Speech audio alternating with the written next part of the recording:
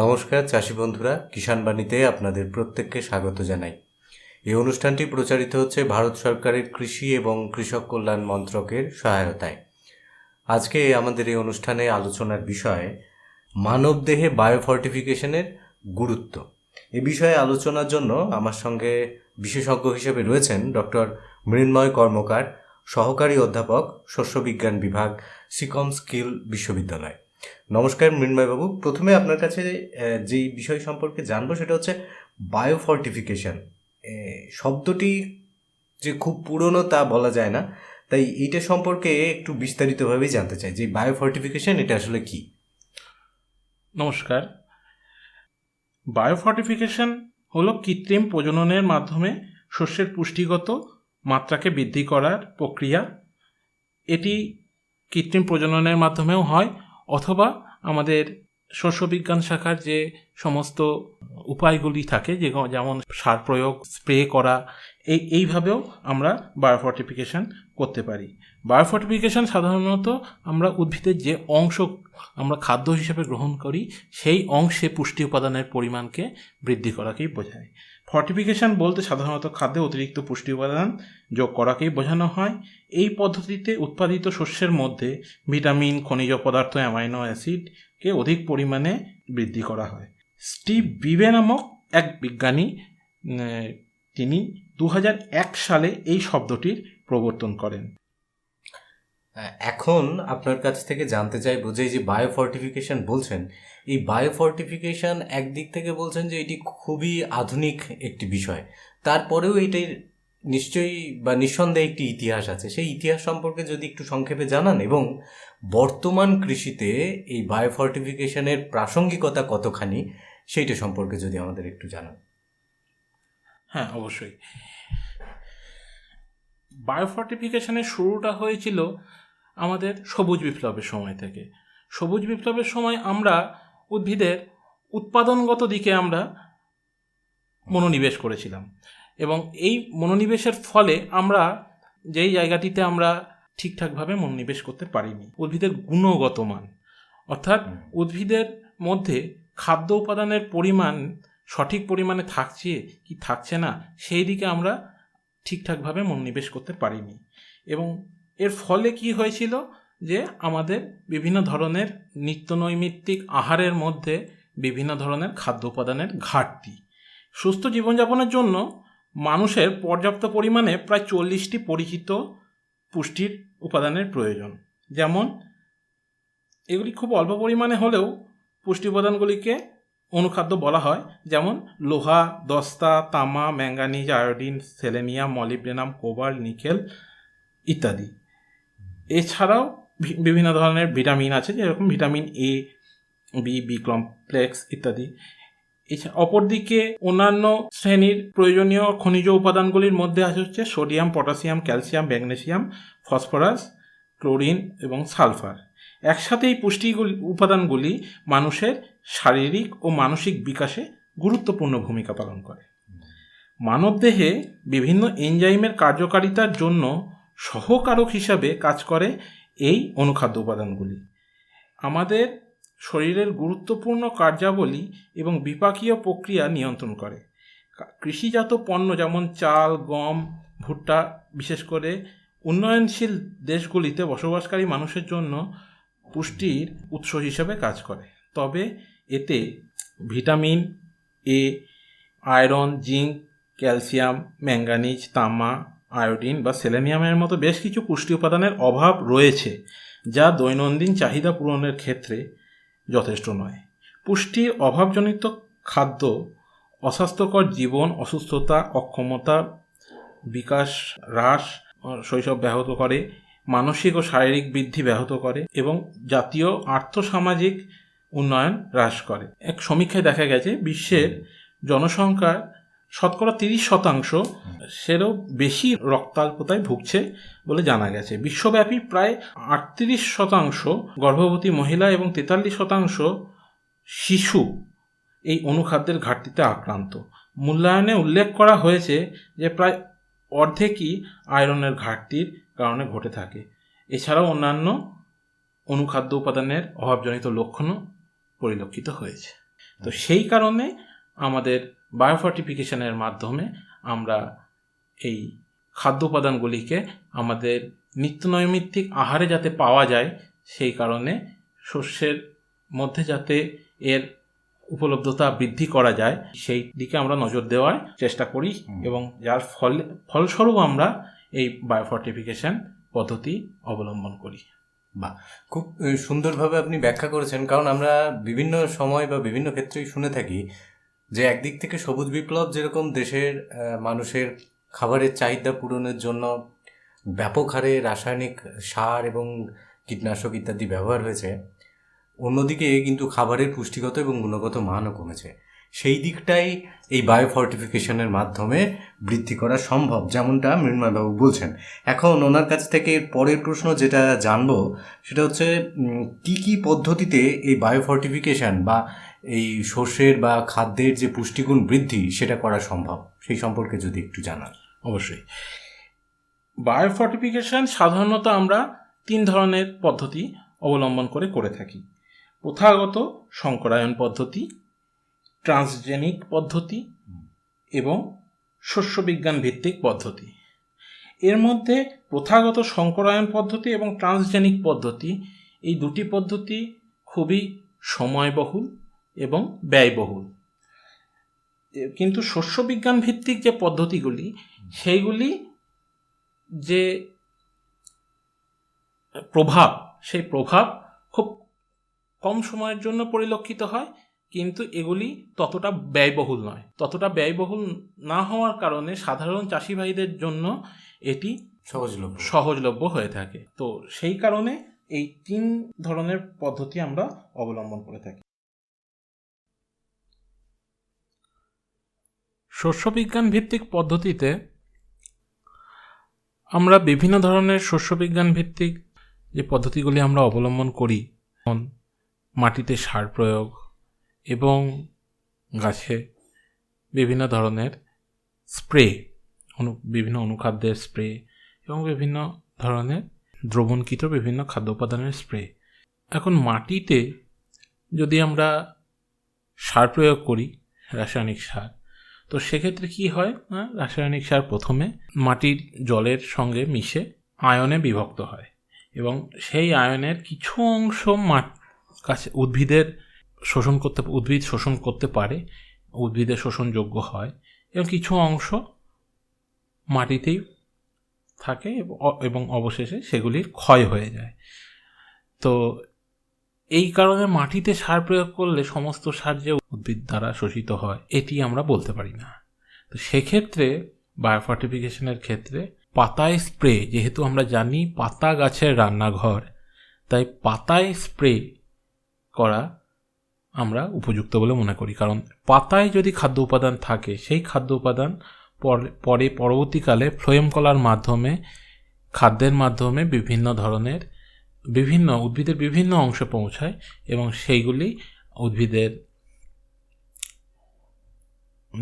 যে অংশ খাদ্য উপাদান খাদ্য হিসাবে আমরা গ্রহণ করি, যে অংশ অর্থাৎ দানা এবং উদ্ভিদের ফল বা উদ্ভিদের দানা সমস্ত অংশে, যেগুলি আমাদের এডিবল পার্ট বা খাদ্য হিসেবে আমরা গ্রহণ করতে পারি, সেই অংশে পৌঁছে যায় এবং যার ফলে সেইগুলি আমাদের প্রতিদিনকার নিত্য নৈমিত্তিক আহারে আমরা ব্যবহার করতে পারি এবং যার ফলে সেইগুলি আমাদের শরীরে প্রবেশ করে। এছাড়াও বিভিন্ন ধরনের সিড কোটিং, অর্থাৎ যে বীজটি আমরা লাগাবো সেই বীজটিকে কোনো অনুখাদ্য হোক বা কোনো অন্য কোনো খাদ্য উপাদান হোক, সেই খাদ্য দ্বারা কোট করা, অর্থাৎ একটি আবরণ তৈরি করে দেওয়া, যাতে সেইগুলি পরবর্তীকালে গাছ বড় হওয়ার সময় গাছের যে মূলের যে অংশ, সেই মূলের অংশে থাকে এবং সেই মূল দ্বারা সেগুলি শোষিত হতে পারে। এই পদ্ধতি আমরা অবলম্বন করি, অর্থাৎ সিড কোটিং। এছাড়া আমরা রুট ডিপিং ব্যবহার করে চারাকে খাদ্য উপাদান সমৃদ্ধ দ্রবণের মধ্যে আমরা ডুবিয়ে রাখি এবং সেই দ্রবণ থেকে তুলে নিয়ে যখন সেই দ্রবণের জল শোষণ করে সেই চারা আমরা মাটিতে রোপণ করি। এবং এইভাবেও আমরা শস্যবিজ্ঞান ভিত্তিক পদ্ধতি অবলম্বন করে বায়োফর্টিফিকেশন বা জৈব বর্ধন করতে পারি। অনেকখানি আপনার কাছ থেকে শুনলাম, এবং আমার সাথে সাথে যে শ্রোতা বন্ধুরা আমাদের এই অনুষ্ঠানটি শুনছেন, আশা করছি তাদের কাছে পরিষ্কার হচ্ছে যে এই বায়োফর্টিফিকেশন এই বিষয়টা আসলে কি। এখন অনুষ্ঠানের একেবারে শেষের দিকে এসে আপনার কাছ থেকে জানতে চাইবো, বায়োফর্টিফিকেশনের ভালো দিকের কথা আপনি বলেছেন, কারণ সবুজ বিপ্লবের পর থেকে এইটির উদ্ভব হয়েছে এবং এটা কতখানি মানব শরীরের ক্ষেত্রে পুষ্টিগুণ বৃদ্ধিতে কতটা উপকারী সেই সম্পর্কে আপনার কাছ থেকে যথেষ্ট শুনেছি। এখন একটুখানি জানতে চাইবো যে এটার কোনো সমস্যার দিক আছে কি, যদি থেকে থাকে তাহলে সেটা সম্পর্কে যদি একেবারে সংক্ষেপে জানান। সমস্যার দিক বলতে খুবই কম, কিন্তু তাও আলোচনা যদি করতে হয় তাহলে বলতে হয় যে জেনেটিক্যালি পরিবর্তিত শস্য ভক্ষণ করলে পার্শ্ব প্রতিক্রিয়া হবার সম্ভাবনা থেকে থাকে। আবার শস্যের দামও অনেক বেশি হয়ে যায়। বায়োফর্টিফাইড ভ্যারাইটি বলে অনেকে এগুলিকে বাজারে বিক্রি করেন। বেশিরভাগ বায়োফর্টিফাইড শস্যের বর্ণ পরিবর্তিত হয় বলে অনেকের কাছে আবার সেগুলি গ্রহণযোগ্যও হয় না। তো এই কারণে তাদের বাজার দরও পড়ে যেতে পারে। তো সেই কারণে এই সমস্যাগুলি এখনো পর্যন্ত যা দেখা গেছে। অনেক অনেক ধন্যবাদ মৃন্ময়বাবু আপনাকে আমাদের সঙ্গে এই আলোচনায় অংশগ্রহণ করার জন্য।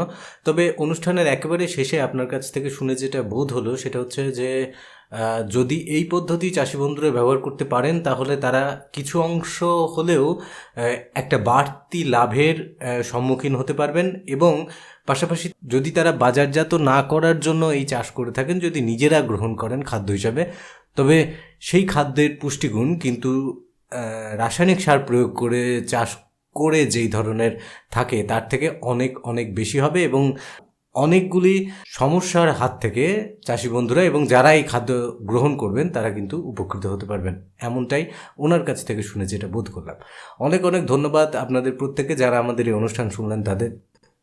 নমস্কার চাষি বন্ধুরা, কিষাণ বাণী অনুষ্ঠানে আপনাদের সকলকে স্বাগত। এই অনুষ্ঠানটি পরিবেশিত হচ্ছে ভারত সরকারের কৃষি এবং কৃষক কল্যাণ মন্ত্রকের সহায়তায়। আজকে আমরা এসেছি বোলপুর শ্রীনিকেতন ব্লকের অন্তর্গত শিবরামপুর গ্রামে।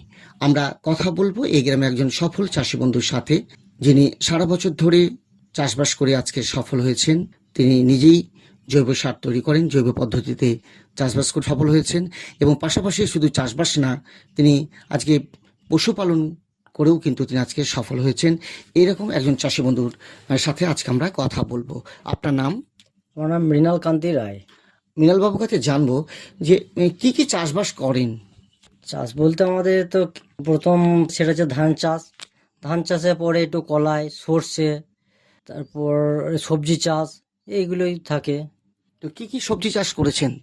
সবজি চাষ এখন যেমন আপনার একটু কুমড়ো আছে, ঝিঙে, খেরো, উচ্ছে, খাড়া, তারপর পুঁই শাক, এগুলো আপাতত আছে। হ্যাঁ, এই সবজি চাষের পিছনে পিছনে আমি এটা পশুপালনও রেখেছি, কারণ আমি দেখছি যে পশুপালন বাবার আমল থেকে আমাদের একটু গরু, বাছুর, ছাগল, হাঁস, মুরগি এইসব নিয়ে আমাদের সংসারপাতি কোনো করে চলে।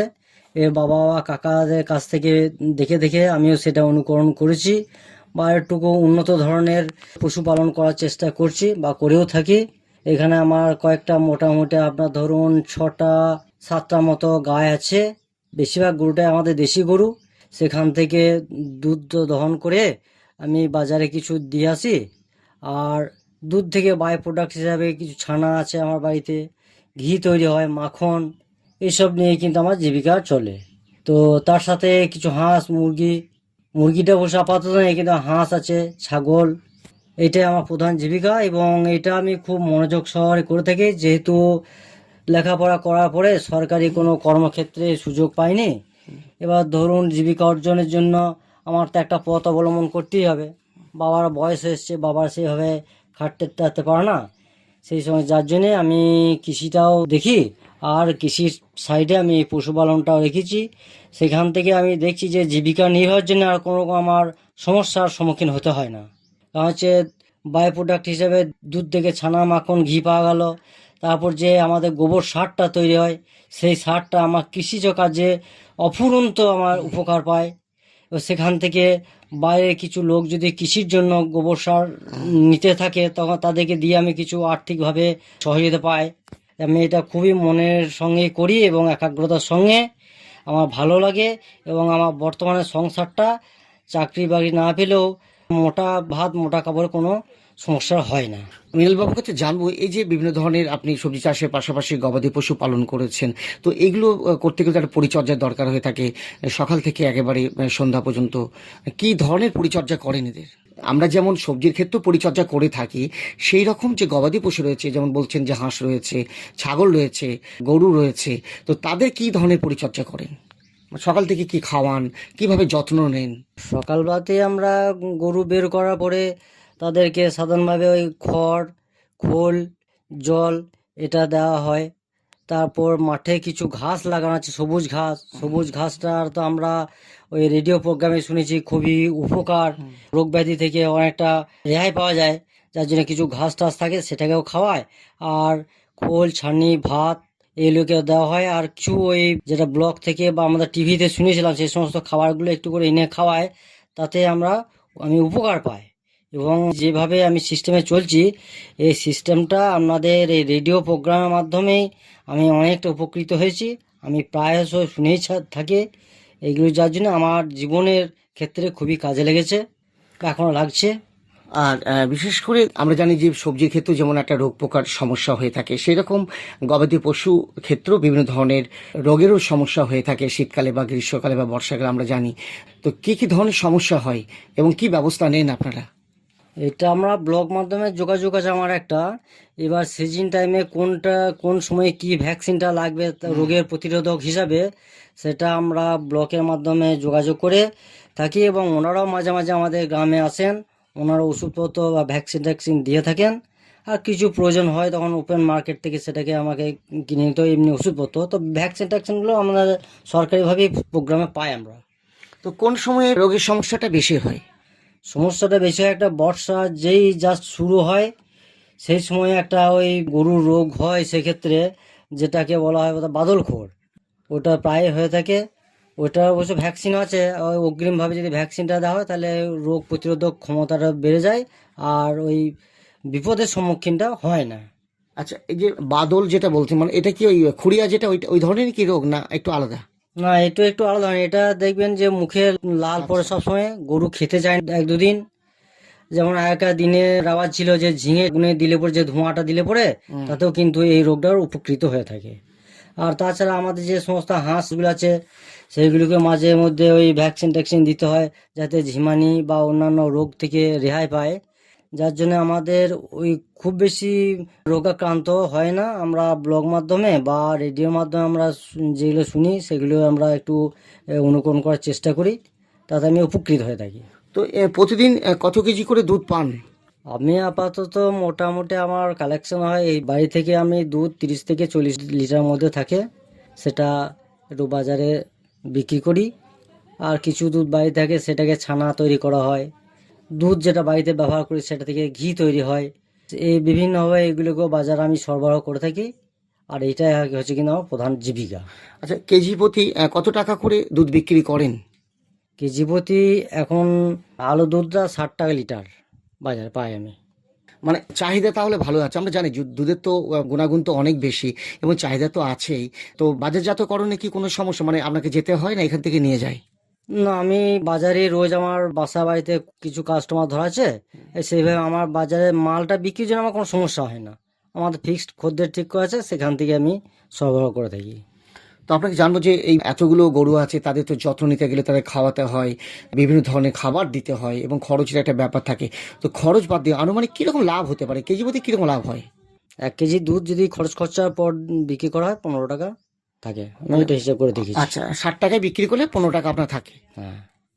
তো এই যে বিভিন্ন ধরনের আপনার সবজি চাষের পাশাপাশি গবাদি পশু রয়েছে, হাঁস মুরগি রয়েছে, এবং সেগুলো যত্ন নিতে গেলেও তো একটা পরিশ্রমের দরকার হয়ে থাকে, সারাদিন আপনাকে সেখানে সময় ব্যয় করতে হয়।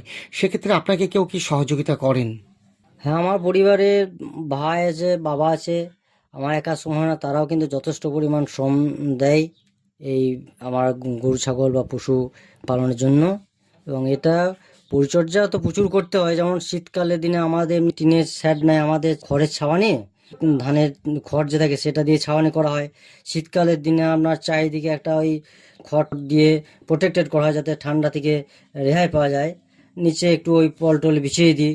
তারপর মাঝে মধ্যে ওই আপনার কীটনাশক হয়তো দেওয়া হয়। মানে পরিচর্যা ভালোভাবে করলে অবশ্যই পশু বা সবজি যাই বলুন না কেন ঠিক মতন, যেমন সবজি চাষের ক্ষেত্রে পরিচর্যা করলে ভালো ফলন পাওয়া যায়, গবাদি পশুর ক্ষেত্রে যদি ঠিকমতো পরিচর্যা বা যত্ন নেওয়া হয় তাহলে কিন্তু অনেকটাই দুধ পাওয়া যায়। হ্যাঁ, আমি তো নিজে প্র্যাকটিক্যালি দেখছি। আমি যদি এই গবাদি পশুর পরিচর্যা না করতাম তাহলে আমার সংসারটাই চলতো না। কিন্তু যেহেতু ওই গরু বাছুর এবং হাঁস নিয়ে বা ছাগল নিয়ে থাকি, যার জন্য আমার জীবিকার জন্য কোনো অসুবিধা হয় না। পরিচর্যা করতে ভালো লাগে, এর মধ্যে একটা আনন্দ আছে, এটাই আমার ভালো লাগে। কোথাও আমাকে আড্ডা সময় নষ্ট করতে হয় না, নিজের কাজে সবসময় থাকি এবং যেটুকু আমার উপার্জন হয় তাতে আমার সংসারটা মানে ঠিকঠাকই চলে যায়। আচ্ছা, খাবার দিনে কতবার দেন? খাবার দিনে নির্দিষ্ট কিছু নেই, যখনই গরু দেখলাম যে খাবারটা দোনার মধ্যে নেই স্টকে, আর সঙ্গে সঙ্গে তাকে আবার খাবার দেওয়া হয়। সারাটা দিনই মোটামুটি খায়, এবার ইচ্ছা মতো যখন পেট ভরে গেলো তখন একটু শুয়ে থাকলো, আবার হয়তো কিছুক্ষণ পরে উঠলে তখন দেখলাম যে খাবার নেই, তখন আবার একটু খাবার দেওয়া হলো। তো পর্যন্ত আমরা দেখেছি অনেক ক্ষেত্রেই চাষি বন্ধুরা বলে যে বেশি পরিমাণ দুধ পেতে গেলে বিশেষ পরিচর্যা দরকার হয়ে থাকে এবং খাবারও বেশ ভালোভাবে দিতে হয়। বাজার থেকে খাবার তারা নিয়ে আসে বা ঘরোয়া পদ্ধতিতে খাবার তৈরি করে তারা দেন। আপনি কি ব্যবস্থা নেন, কি করেন? আমি ঘোড়া খাওয়া বলতে ওই গুমা বলে একটা জিনিস আছে, আর কিছু জমিতে ঘাস লাগানো থাকে, এটাই আমি বেশি ব্যবহার করি। কারণ খুব বেশি আমি বাইরের খাবার খাওয়াতে পারি না। একমাত্র ওই গমের ভুসিটা, ভাতের চাল, খোল, মাঝে মাঝে তিসি টিসি এগুলো নিয়ে খাওয়াই। তো বেশি জোর দিয়ে আমি শুধু এই গোমাটা আর ঘাসের ওপর। কিন্তু দেখা যায় এটাতে গরুর পেটটাও ভরে, আর এই ঘাস খাওয়াইলে আপনাদের ওই রেডিও প্রোগ্রামে দেখেছি ওটা রোগ প্রতিরোধক ক্ষমতাটা গরুর বেড়ে থাকে, যার জন্য ওটাকে আমি জোর দিয়ে থাকি। তো এই যে গোমা চাষ সেটা করেছেন তো? হ্যাঁ, গোমা চাষও করা হয়েছে। এরপর এই তো গোমা ফুটেছে, এবার যখন বড় হবে যে তখন কেটে কেটে বাড়িতে এনে খাওয়ানো হবে। এতে অনেক পুষ্টিগুণ থাকে। হ্যাঁ, এটা পুষ্টিগুণ থাকে, এতে খুব উপকার পায় এবং দুধটাও বাড়ে। গবাদি পশু পালনে বা কৃষিকাজেও শ্রম দিতে হয় ঠিকই, কিন্তু শ্রম দিলে পর শ্রমের দামটাও পাওয়া যায়। আমি যে জিনিসগুলো করে থাকি আমার সংসারটা সচ্ছলভাবে চলছে, মনটাও ভালো থাকে, কাজের মধ্যে থাকি। তো সেই জন্য বলছি, কোনো মানুষ যদি হয়তো শিক্ষিত একটা ছেলে যদি চাকরি বাকরির জন্য না থেকে যদি কৃষিকার্যের সঙ্গে যদি পশুপালন করে থাকে এবং একাগ্রতার সঙ্গে করে থাকে, তাই আমি বলবো সেই ছেলেটির মনও ভালো থাকবে, আর্থিকভাবেও সে সহযোগিতা পাবে। এবং প্রত্যেকটি যারা বেকার ছেলে তাদের জন্য বলবো, তারা সরকারি চাকরি ভরসায় না থেকে এটা এটা নিজস্ব ব্যবসা বলুন বা যাই বলুন, এতে আর জীবিকা নির্বাহের জন্য কোনো সমস্যা হবে না। খুব ভালো লাগলো আপনার সাথে কথা বলে। আজকে আমরা এসেছিলাম বোলপুর শ্রীনিকেতন ব্লকের অন্তর্গত শিবরামপুর গ্রামে। জানলাম চাষি বন্ধুর নানা অভিজ্ঞতার কথা, এবং তিনি আজকে শুধুমাত্র সবজি চাষ না গবাদি পশু পালন করেও কিন্তু আজকে তিনি সফল হয়েছেন, স্বনির্ভর হয়েছেন। এতক্ষণ এই অনুষ্ঠানটি শুনলেন ভারত সরকারের কৃষি এবং কৃষক কল্যাণ মন্ত্রকের সহায়তায়। সকলকে ধন্যবাদ জানিয়ে আজকের মতন আমাদের এই কিষাণ মানে অনুষ্ঠান শেষ করছি।